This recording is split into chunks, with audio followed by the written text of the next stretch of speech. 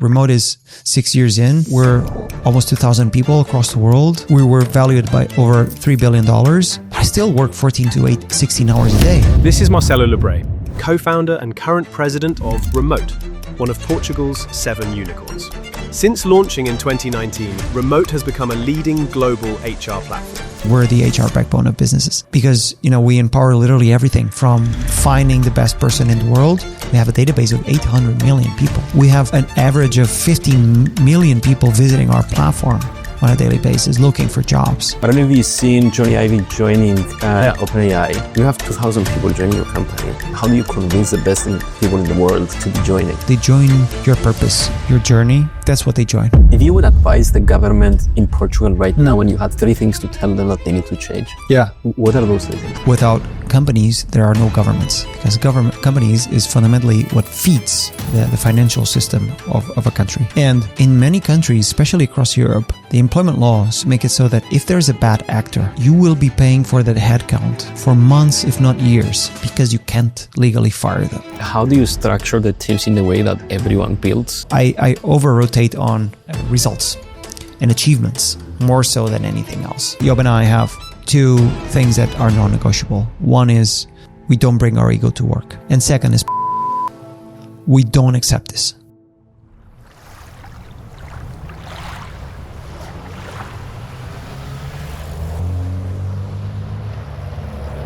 Marcelo, let me ask you about a topic that you never speak, at least publicly. You're a big fan of training. Yes. You have great nutrition. And then you have some very interesting opinions about medicine. Yeah. So can we go there? What's course. your training principle? What's your exercising? I see you're wearing 2 wearable devices. Which one do you like most? Yeah. Okay. First principles on this. I started getting a lot more into exercise soon after I started Remote. So that was around 2018? Around 5 to 6 years ago. For 2 reasons. One is I started to realize I was becoming a couch potato.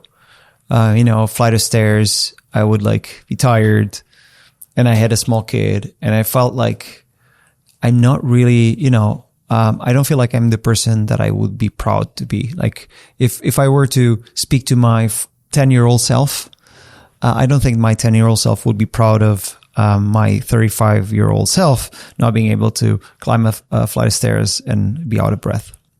So I started with that and realizing that, as you age, you start to become more acutely aware of the limitations of human existence. And also that what you do on a daily basis has a massive impact. If you eat something, you're going to not sleep well. If you don't sleep well, you're not functioning well the next day. And then, it's all tying together where, we know for a fact that the best drug that exists to extend longevity is exercise by a long margin. Every single study shows that there's, above all pills that you can take, all supplements you can take, exercise extends your lifespan massively compared to anything else. And I plan to live forever. And so I'm not going to live forever if I'm going to die at the age of 45 after eating a McDonald's or something like that. Not to say that McDonald's kills you, but that fast food is not great for you, that we all know. So I started to get a lot into exercise. And then soon after, I realized that exercise also it was great to sharpen the mind. I felt that the more I worked out, the more I pushed myself, I could get into this zone, like a flow state, and really almost meditate. The more I pushed myself, the more I would almost narrow down the focus and into a single topic or single item and really nail it. And so the more I did, I realized that it became almost like a tool for work and for life. And then I started to push myself harder and harsher. And I started to do longer runs and longer to a point where I started to do a half marathon every week. Oh, wow. So 20 kilometers every week? Usually 22. That's what I would do. So I started to do it on Saturdays. And then I would run almost every day of the week. But I also felt that I started to get tired. And then, it's the kind of tiredness that you feel like is not normal. Sleeping it over doesn't work. And then I realized that my nutrition was deficient. And why was nutrition deficient? Because we're not taught to eat well. In most countries, some countries have different culture around food and others. But even the ones that are considered the Mediterranean food and diet, they're not great. Like, you still over-index on a lot of meat, a lot of fish, a lot of potatoes, and things that, they're healthier than just munching over a pizza or a burger here and there. But they're not fully, they don't really fulfill the fundamental needs of the body. And you notice it the more you start pushing yourself. So in order to be able to keep up with physical exercise and mental exercise, I would need to nurture my body much more. And that started to get me closer to, this functional aspect of medicine and health. And my biggest realization was I reached out to, and remember, okay, I'm going to start, doing some regular blood work. And, you go to doctor after doctor and, the analysis, oh, you're fine. But you're like, but I feel I could do more. Oh no, you're fine. Like, your blood work is fine. But what does it fine mean? Because, you look at it and you see some values that are not in a range. And also, what does the range mean? And then you start to dig a bit more and you realize that some of the ranges haven't been updated in decades. The outlines or the recommendations and protocols recommended, they vary from country to country. And so something is not really optimized. Consider the age as well, right? Absolutely. They tell you you consider testosterone levels, for example, and then it's between the age of 30 and 80. It's very obvious that testosterone dramatically decreases by decades. Yes. So you can see basic things like, the limit of, the toxicity limit of vitamin D is, 4,000 or whatever, it is defined. And then you look it up. And the reason why it is stated as 4,000 is because decades ago, there was this random, very poor study done that sort of noticed that at the limit, at 4,000 UIs of vitamin D, nothing bad would happen to people. And then it was sort of adopted as such. But no one really questioned it. And same for, cholesterol. What does it mean? What is the difference between HDL, LDL, ApoB, etc.?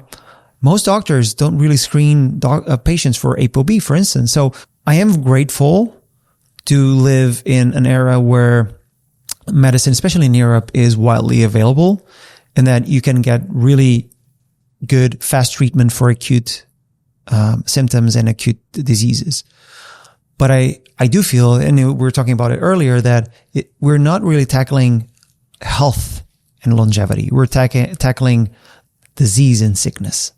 And that I feel like, for people that, like you and I, that live with a certain degree of stress that is unavoidable, that can compensate through good food, good exercise, good sleep, that there are no good enough knowledge, information.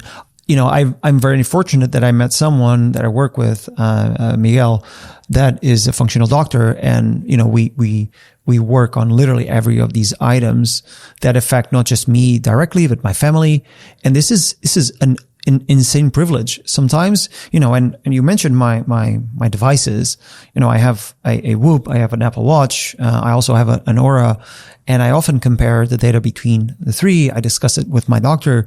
We look at things like how to optimize things, how these things also affect my family and their health. And this is working for longevity. This is investing on avoiding sickness and living longer and happier lives. So of course, the longevity is debatable. If I leave the building and I'm very happy and I get run over by a bus, then there goes my longevity. But I had a great quality of life. Like, if I look at pictures from my grandparents, my great grandparents, at my age, they look like 3 times my age. If you look at the pictures, like the speed of aging was ridiculous. And by the way, these people lived in an area and a geography or a place where they didn't really eat any fast food, right? So we're not necessarily saying that, well, fast food is the core of all problems, the bane of our existence. It is not. There's a lot more to it. And so I think that especially for, in this day and age where people lead stressful or at least ambitious lives, this has to be fundamentally key. Mm.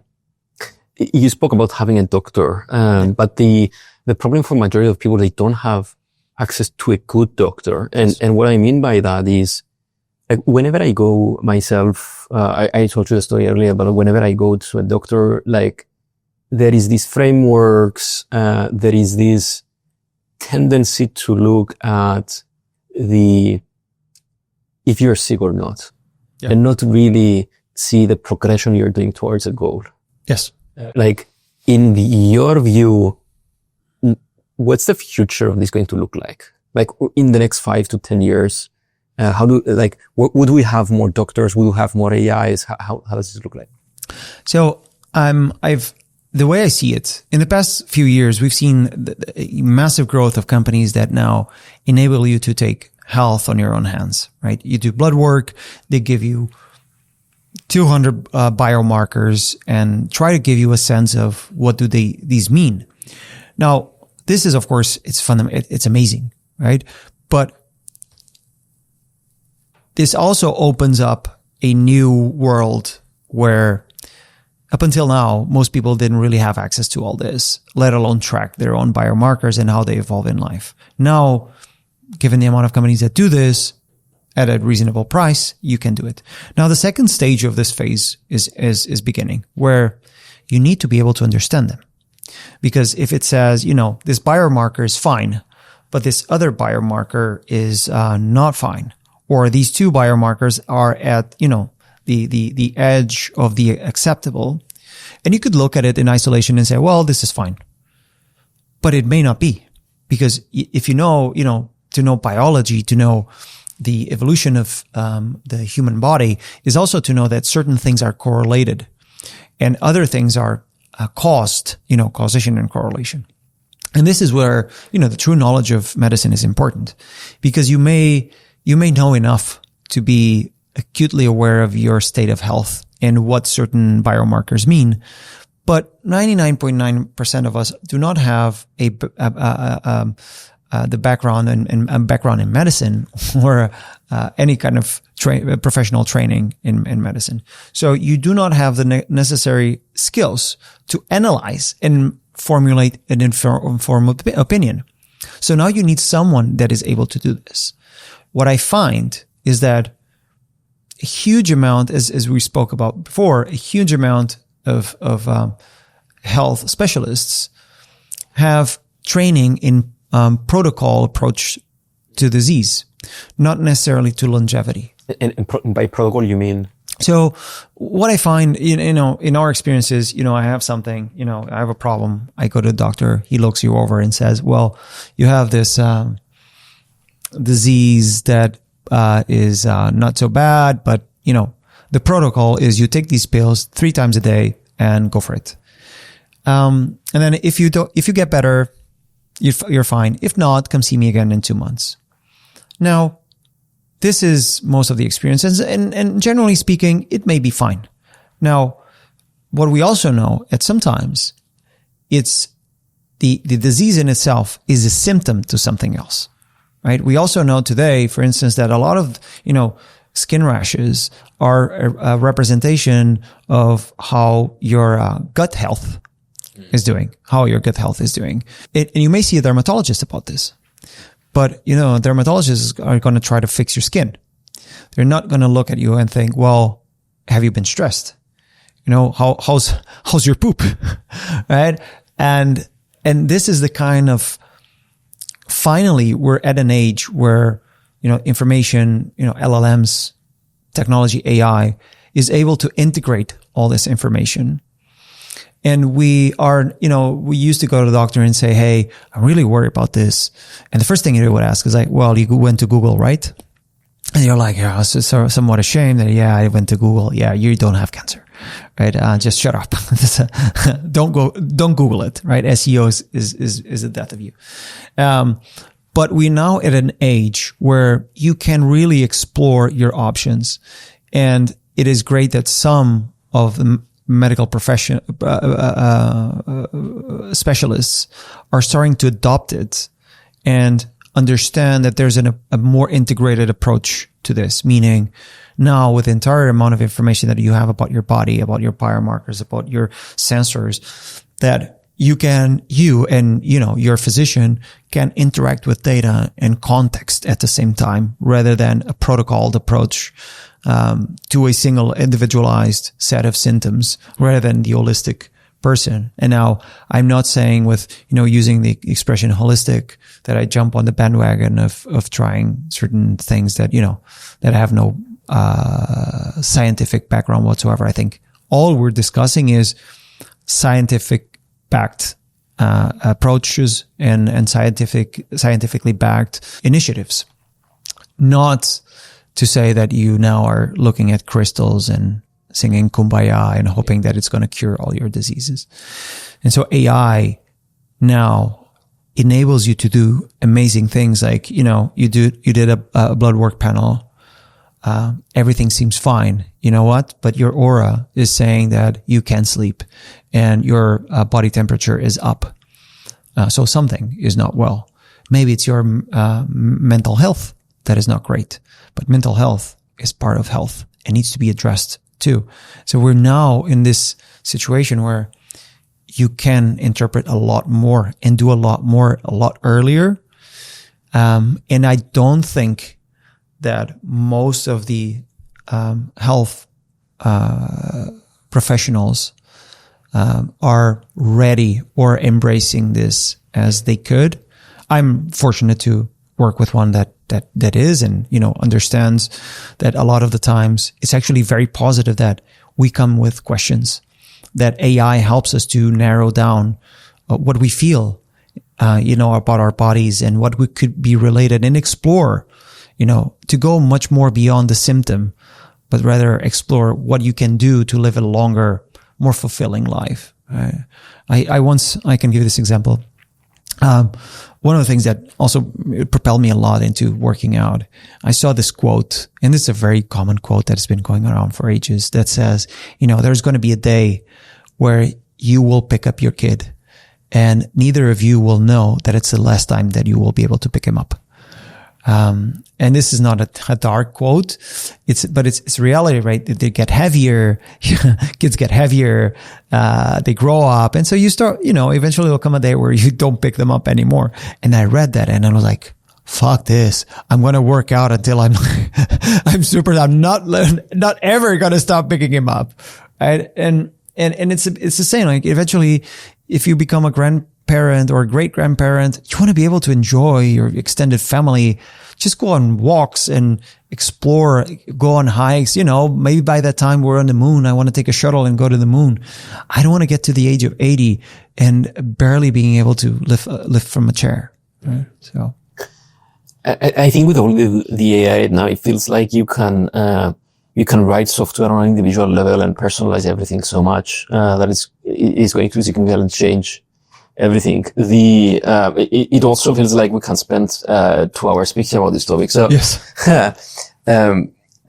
Even before we go to remote, I wanted to ask you about, we're both Europeans. Yeah. We both meet in San Francisco. So, how is it running a company from Portugal and starting a company in Portugal? How different is San Francisco? And then I also want to ask you, it's going to be the next question, but it's going to be about advice to the European Union, advice to the government in Portugal. Yeah. Well, I started remote with my co-founder, Joop, and we're friends for 13 years now. It's been a while.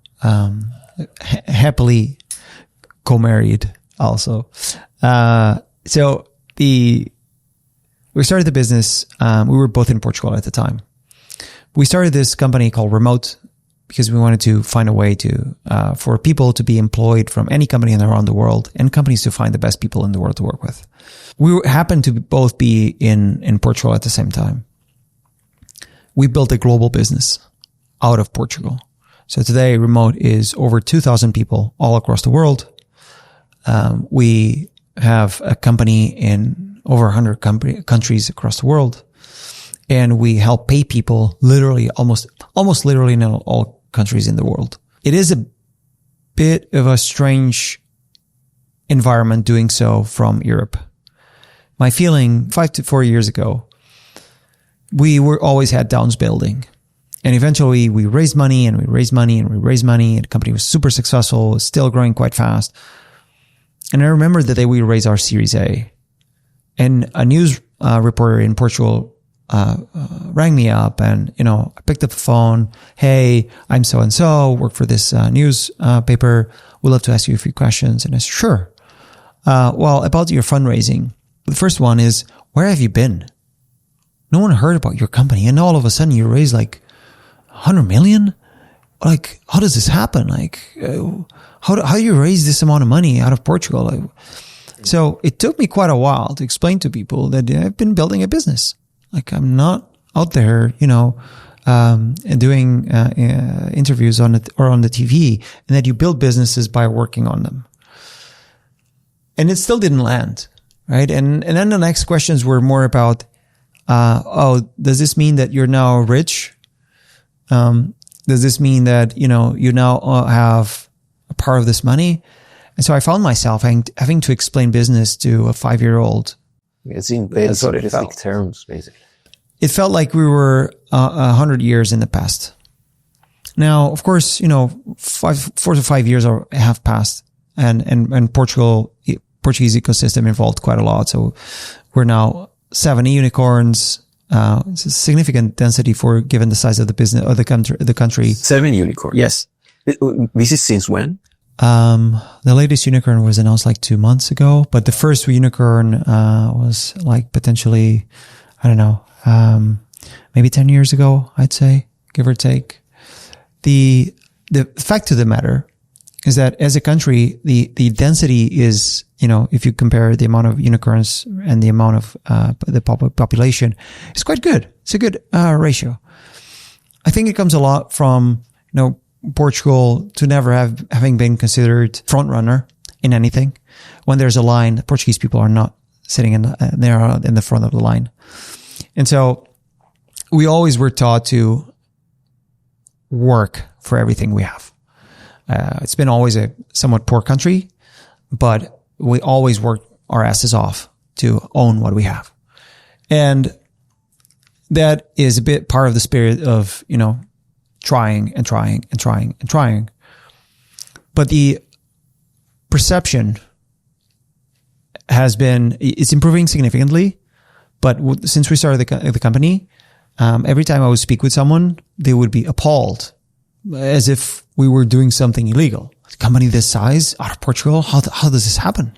It's not possible. How can you do this? It's massive. Like, you must have been a genius. So this just marked that people are not used to it. It's not like we can, absolutely can. Like, the ratio is amazing, but people are not used to it. And so it shows quite a lot of the delta. There are always 3 phases of the evolution of any ecosystem. 0 to 1, where you go from nothing to something. 1 to 2, where that something matures a bit more and grows slowly. And then 2 to 10, where the thing just skyrockets. And I think that up until very recently, we've been on a 0 to 1 journey. And it took a lot. We would meet with, governments, and they would treat us as the sort of weird kids in the block, the geeks, the nerds, the ones that did something that is not really expected of them, but sort of pat on the back and good job, which is kind of weird. And then today, if we group the 5 or 7 or whatever unicorns in Portugal, we're a massive percentage of GDP, massive. The problem is that most of us are not really. The headquarters is not the country. It's not Portugal. Why? Because the laws for incorporation, tax, fiscal, corporative, they're non-friendly. They are typically built for decades-old businesses and stem from very outdated ways to build a company. And so that is non-conducive to these new companies, which, the environment in itself is tough. In Europe or in Portugal, at least, it's not as easy to raise capital. There's not enough liquidity in the market to raise and to build. And so you see a lot of companies starting a business and dying right after with great ideas. Companies that out here in the US would raise massive amount of money, would be wildly successful. But it's the same as you're trying to plant a flower in the middle of the desert. There's not enough water. So it dies. So you can have the most amazing founders, but because they never found the nurturing environment they needed, their idea could change the world just dies. It's a massive waste of opportunity. Now, I'm also glad that we've made significant progress in that matter, but I feel that, between us and literally everyone else that is watching this, maybe the two people, I'm kidding, but the biggest impediment is politics. Whenever we sit down with any party, the conversation always ends up on us having to explain what it feels like to build a business from scratch. Most politicians never actually built a business from scratch. Most of them actually never worked for a company before. So it is a fundamental disadvantage when you're trying to build something or you're trying to influence a country to do more, and to be more and to allow for more and nurture more. The reception, the party that should be receiving the information does not have the know-how to understand what you're talking about. And even the advisors to the advisors do not have the experience. And this is the biggest impediment to evolution, I believe, that has been in Europe. I'm very happy to see certain movements, the EU Inc., for instance, they're pushing forward this Project Europe, pushing forward to, fund early stage founders, to give a boost, reduce complexity, reduce regulation, enable innovation. It is starting to happen, but we also have to admit and also have to recognize that it's 50 years late. And if we don't move faster, then we'll keep being 50 years late. And the world is now, especially with AI, moving at almost the speed of light. So we actually effectively at the speed of light, because that's how internet travels through fiber optics. Up until recently, I would say there's no one to listen. As founders, we get together, we try to influence the new politicians, the new governments, the new parties, the new commissions, parliaments, but there was no one to listen. Now I finally am seeing some rays of sunshine where there's people that finally are willing to listen, but we have to keep push for more. And, you and I met in this city, San Francisco. The reason why, it's not because we were bored, right? It's because we're both trying to build a great business, not an okay business, not a satisfying business, not a good business, but a great business. And to do so, we have to give ourselves the best chances. And the best chances are for a business are related to liquidity, to markets that are open, where trade can happen without a lot of impediment. And so a city like San Francisco is a hub that pushes all that flow of not just capital, but ideas of communication, of getting together, of me struggling as a co-founder or as an entrepreneur and reaching out to you and say, hey, would you mind to go for a coffee? I'm really stuck with something in my company and would love to have your opinion on it. This is probably one of the few cities where this actually happens frequently. And within vulnerability and peers and sharing comes this massive amount of value creation. And we need to port this in this spirit into Europe. I don't think you can port or copy it. I don't think we should copy it at all.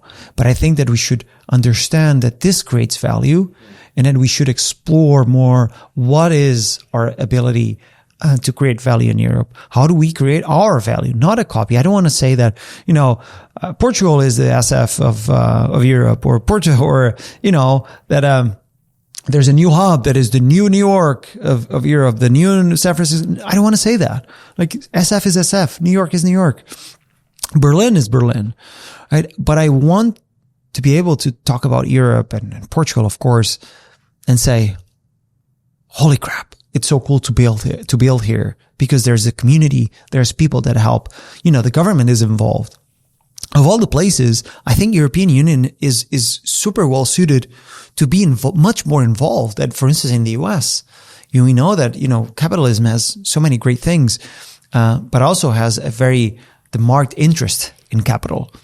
And we know that European Union is not as close to capitalism as the US, but it has its strengths, right? And we can draw a lot from that strength, that community sense, that ability to trade from other countries and travel freely.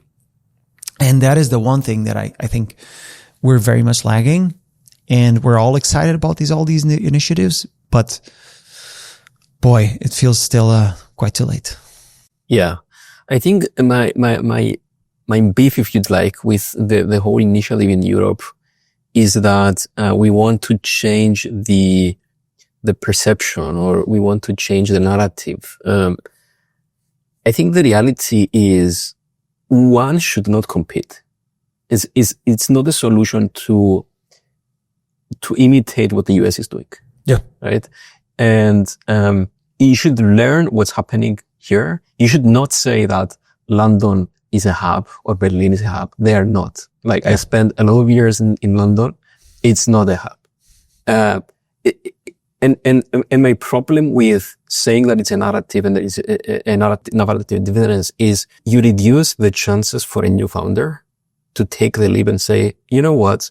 If I want to take maximum chances, I'll do what's best. I will go to San Francisco and do it. That's from the San Francisco side. Mm. But there is a lot you can do in Europe to improve it significantly. If you would advise the government in Portugal right now, when you had 3 things to tell them that they need to change, what are those 3 things? Kill bureaucracy for building a business. Deregulate the amount of requirements that are needed to sustain a business, to pay the taxes, and employ the people. And thirdly, enable investment. I can talk about the 3. The first 2 ones are heavily related.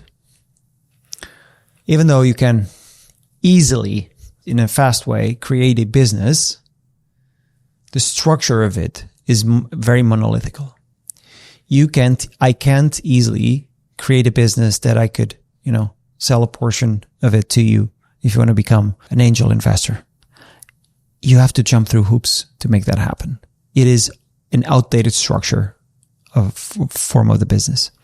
So the second part is, what do you need to create and to maintain a business? The amount of formalities that you have, of reporting requirements, of tax reportings, fiscal responsibilities that you have to follow on a monthly basis, having accountants forced on like a forced cost onto you. And sometimes in Portugal, you have to pay in advance taxes before you make it as a company. You and I, when we started our businesses, we had no fucking idea if this would yield anything, let alone it becoming a company that yields millions of revenue or has several dozens of or hundreds of employees, whatever. We didn't know. And so how can we predict, how can we have this entire overhead for people? And the same for how we employ them. A lot of countries across Europe have labor laws that are fundamentally destructive to early stage company. Meaning, I'm not advocating for full employment at will as in the US. Quite the opposite, because I think people deserve a level of compensation that is correct, that is just, that is fair, that gives them support for them and their family and to live a good life. Now, what I can also say is, without companies, there are no governments, because companies is fundamentally what feeds the financial system of a country. And in many countries, especially across Europe, the employment laws make it so that if there's a bad actor, you will be paying for that headcount for months, if not years, because you can't legally fire them. There's nothing you can do. Absolutely nothing. And so if all of a sudden you're trying to create a business, right? When Job and I created Remote, the first funding round that we had was sufficient for us to build roughly the very first year of the company. If out of the people that we hired, a handful would have played, a bad acting trick on us, we would be screwed. There was nothing we could do about these people. Now, we're very happy, we did a good job at hiring people. They were great performers, great people too. But there are companies that are not so lucky. And, there's also companies that are themselves bad actors and then behave very badly and have to deal with the consequences. But what I'm saying is that if we're trying, building a startup is a risk approach. You invest heavily, you're over leveraged, but you also expect a great return. This great return is for everyone involved. Is for the founders, for the shareholders, for the company, for the country where the company operates and reports into, because the money is that owes an tax, right? So what I'm talking about is creating the levers and avenues that give a business. We know that 99.90 something of startups die within 2 to 5 years. So what we're really doing is a numbers game. And we're trying to give these businesses the biggest opportunity to exist. And so to do so, we have to give them the green field to run at their best speed and not be caught and spend their time. I still work, Remote is 6 years in. We're almost 2,000 people across the world. We're doing very good, very well. The business is growing very much. We were valued by over $3 billion.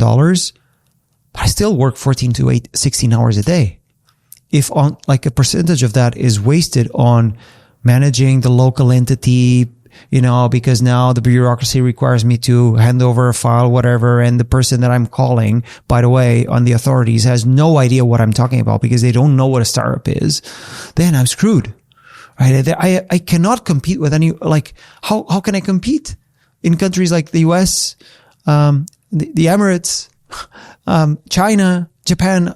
How can I compete? I can't. I come from a background, of a country that is not a superpower. And I still have to struggle with this. So it's impossible. It's a rigged game. And lastly is the investment. Most countries in Europe are hellish to invest or be invested in locally. The local regulation for company building is so outdated that it's sometimes physically impossible to invest. In Germany, whenever you have an investment, you have to have things read aloud by the notary. You could take hours. I'm not joking. Everything has to be like dozens or hundreds of pages. It's insane. Sometimes in some countries you have to pay you have to pay taxes upfront on stock options. That is unrealized gains, and 99.90 something percent will not yield anything. So in fact, you're paying taxes over nothing, which of course is a catch-22, because who wants to invest in an environment like this? No one. So it creates risk-averse investment approaches where investors either put in only small tickets for very big portions of businesses that then, if they're happy and if they're lucky and they grow, then when they try to raise serious capital from serious investors or bigger investors across the world, when they look at the cap table, they look at, what do you mean you gave, 30% for 50K? Like, this cap table is ruined. Like, there's nothing we can do here. We can't work with it. So these are three angles that I would say. We've been trying to work very closely together with different governments to inform, to push forward, to make sure that, they can review all these items. At the end of the day, there's always a problem of ideology. Every different government looks at these three things that I just mentioned from completely different angles. Sometimes it's more about public perception than actually execution. And they also are afraid to change regulations that exist for 30, 40, 50 years. And that is where the big problem lies. We have to be fearless in this. We have to understand that without evolution, we just die. What you and I learn building businesses is that not taking risks is much more expensive than risking something and failing. And this is what countries need to understand. But often they make decisions on a 4-year long plan, no more. And that's very short-sighted.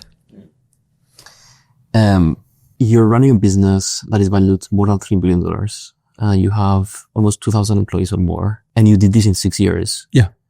There is thousands of questions I would ask, but can you put in context how the product evolved over time? Yeah.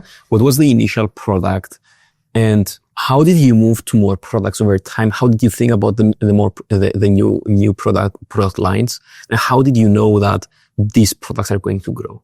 Yeah, we started with an idea.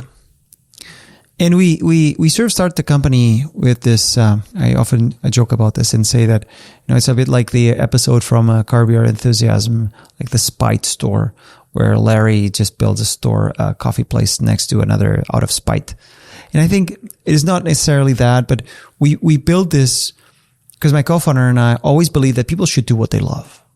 The worst thing in your, when you go out to a coffee place, a restaurant, public services, is when someone, you're being served by someone and this person is hating their day, fuck. And you're like, hey, morning. And they're like, yeah, what can I do? This is worse. And the reason why this happens is because people, are miserable. They don't like what they do. They do it because they need to eat at the end of the day. And that's the best job they could find to meet those requirements. So we set out and said, we're going to fix this. And in our idea, the big problem was that if you make 2 lists, the number of companies, of people, looking for a job in the world, the amount of companies looking for people in the world, and you were to matchmake them, you would be in such an amazing place, right? Because people would be able to do the best job ever, and the companies would have the best people aligned for the job. But due to geography and regulation, you can't. So we said, what is the best way to solve this? Well, the first thing that came to mind was a job board, but job boards they act as a directory only. They don't really connect the dots. If the company is not next to you, they're not going to be able to pay you or employ you. So we thought, okay, so the big problem on the table is actually not the search, is the contractual part of it, the agreement part of it, the employment part of it. So we looked into it and we found this concept of employer of record. That is a company that, helps another company find an employee, someone to work with them from a different country. And so we said, okay, let's build this. But why doesn't this already exist? Well, it sort of exists. There were a few incumbent players, but these companies worked basically out of spreadsheets and emails. So you'd say, hey, you know what? Here's my friend David. I want to employ them.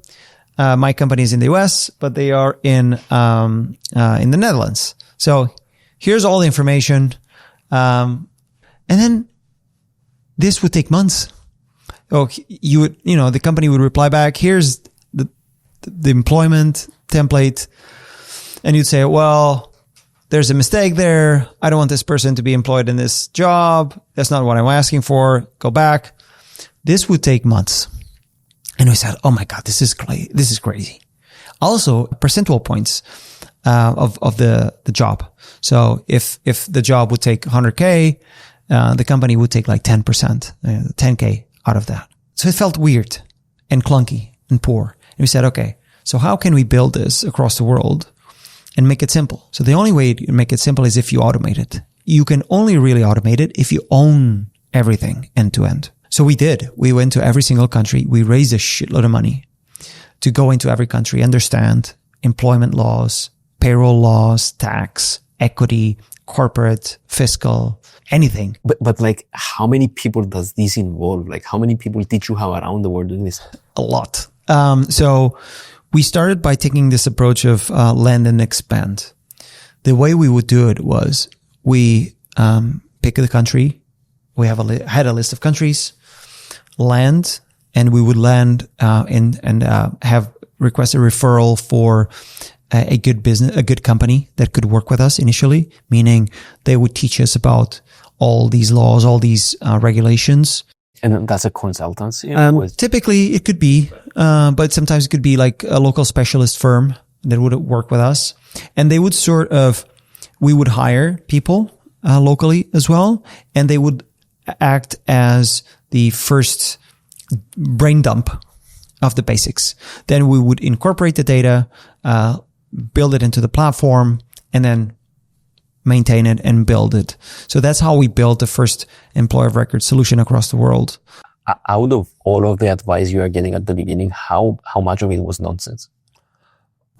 Huge portion. Huge portion. I can tell you that most people would say, well, you can't do this. The reason you can't do this is too complex. It's too lengthy. Employing people takes months. Negotiating contracts, paying people. Payroll is very complex. No way you can automate this. Bigger companies tried and failed. And, again, my co-founder and I are very good at working out of spite. And so the more we would say, you can't do this very hard, you're not going to succeed, the more we would be pressing on to do it. And so we managed to create a solution and a product that today you can onboard in hours rather than weeks or months. You can't find this in any other platform across the world, even today, right? And so this is where we started. After this, we realized that we actually store a huge amount of information for our customers. Around the employment information. Just to interrupt you there, the EOR was it a new idea? Because it's in a way you employ the person. Yes. So did it happen before? So it already existed. Okay. But it was all manual. There were no platforms for it whatsoever. And the platforms that existed was just a landing page, barely any more than that, or a little more than that. So we built the full flow, automated flow for all of it. And once we start to do so well, we start to be able to break the status quo. And one of the worst parts of it all was that we were working on this, space where everything was sort of outdated, and people would be able to give us all kinds of advice about how to automate around themselves, except themselves. And that was the biggest issue. And we had to take a completely different approach because we were able to, it was almost like reverse Pareto rule. You would spend 80% of the time to fix 20% of the problems. And we wanted the opposite. And in order to spend 20% of the time fixing 80% of the problems, you have to really remove yourself and take out the status quo and say, I'm going to assume that I know nothing, and I'm going to start from scratch, and I'm going to understand what a good flow looks like. Rather than faster horses, I actually want to build a car. That was the approach that we took.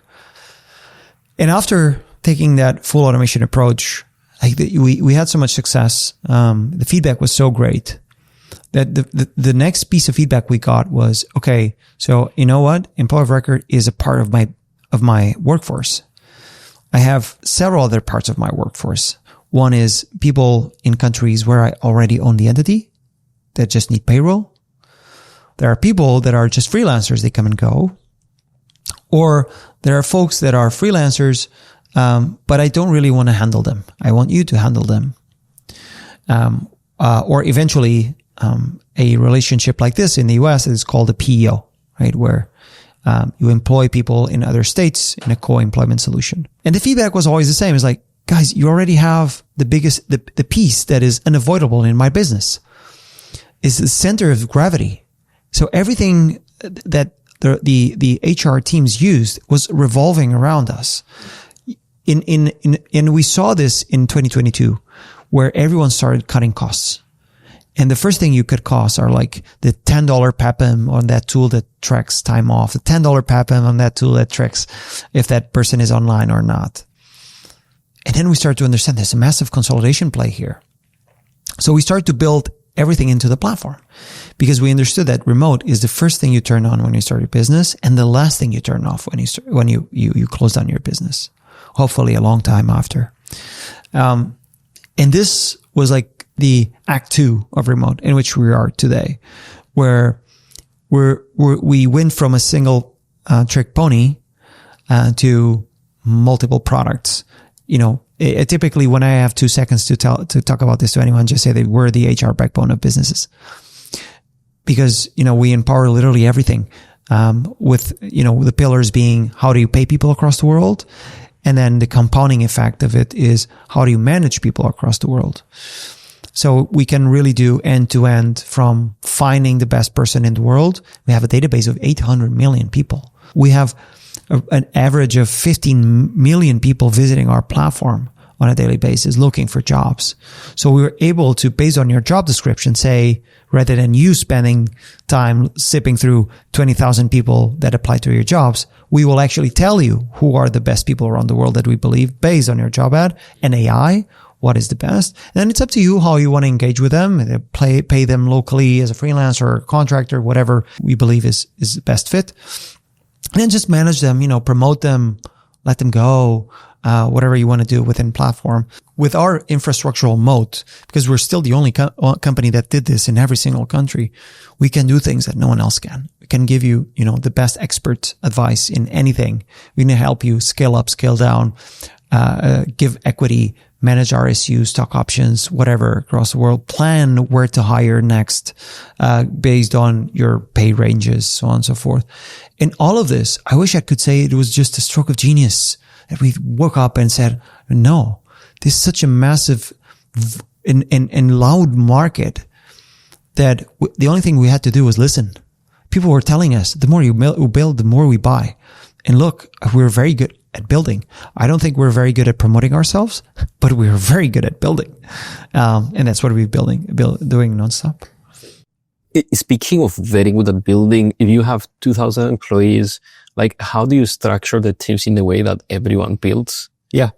What's the structure internally? You have these so different philosophies. For example, I'm very inspired by the Supercell idea. For example, having many cells internally that they act differently, or you also have these cult-like, the Keith Raboy or Peter Thiel, if you'd like, way of running a business. How do you run the business and so many people? And are there management layers? Are there no management layers?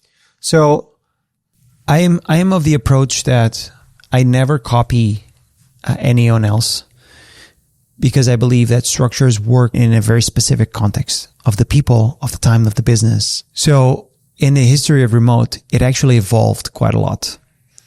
And we've always rolled with the evolution of the people that are in seat, the types of teams, and the types of objectives we have.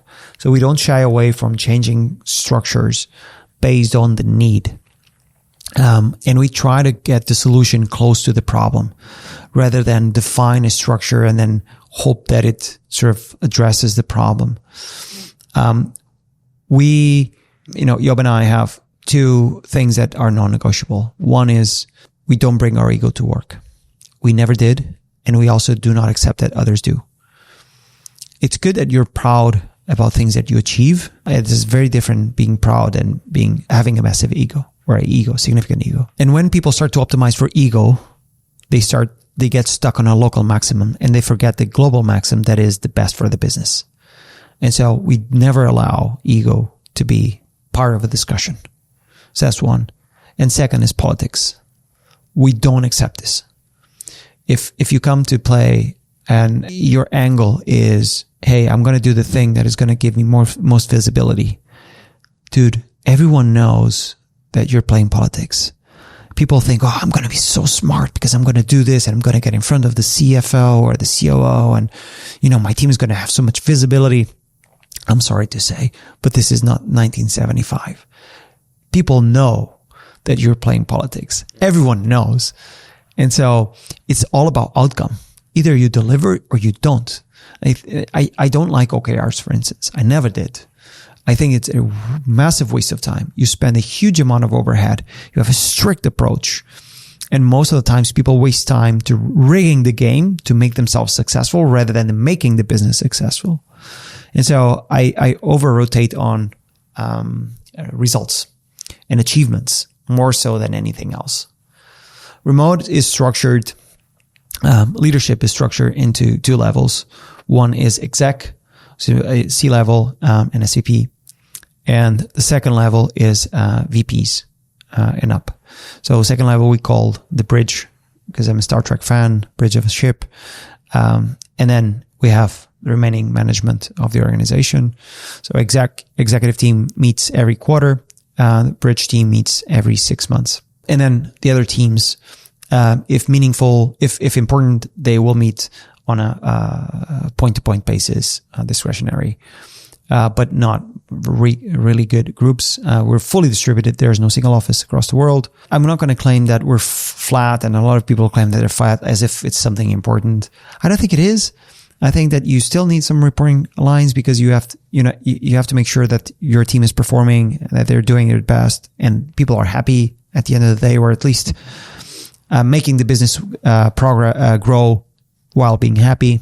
But I do not believe in, as I said, in politics. And if a C-level wants to work with an IC, and why should they have to go through the entire chain of command? That makes no sense. You don't need to, and the opposite true.